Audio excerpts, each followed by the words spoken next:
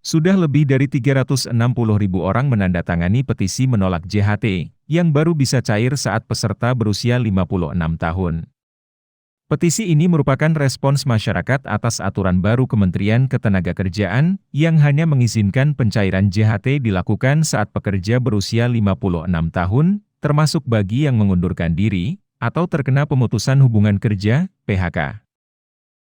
Mengutip laman ceng.org, petisi yang dimulai oleh Suhari ET ini mengajak para pekerja atau buruh untuk menolak Peraturan Menteri Ketenagakerjaan Nomor 2 Tahun 2022 tentang tata cara dan persyaratan pembayaran manfaat jaminan hari tua.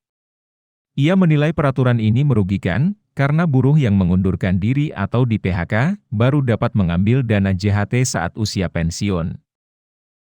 Jadi kalau buruh atau pekerja di PHK saat berumur 30 tahun, maka dia baru bisa ambil dana JHT-nya di usia 56 tahun, atau 26 tahun setelah di PHK.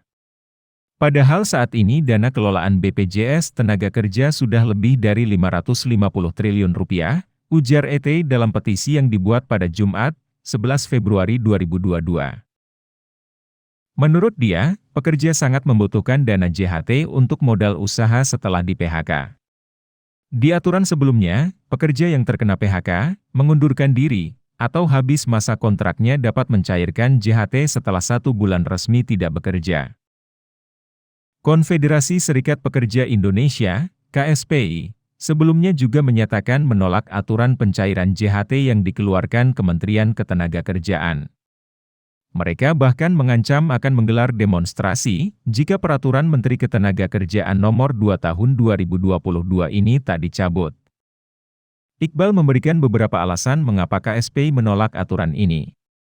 Pertama adalah dampak dari pandemi terhadap pemutusan hubungan kerja, PHK, masih terasa.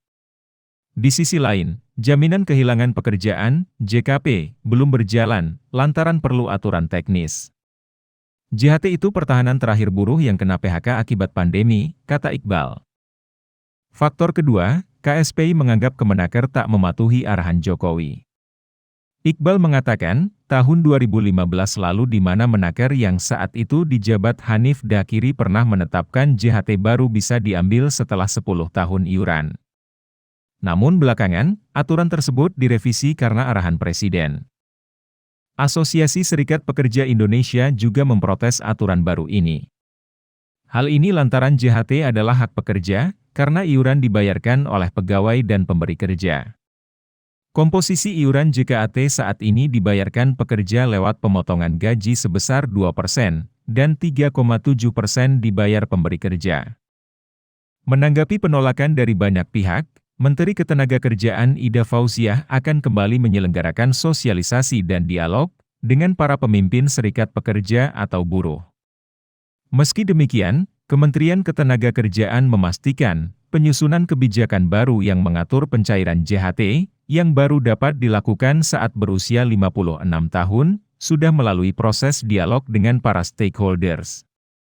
Demikian informasi terkini terkait aturan JHT yang baru bisa diambil saat peserta berusia 56 tahun, dan akan dilaksanakan mulai bulan Mei 2022. Bagi Anda yang tidak setuju terhadap peraturan baru ini, bisa ikut mengisi petisi yang terlampir dalam deskripsi di bawah ini. Terima kasih.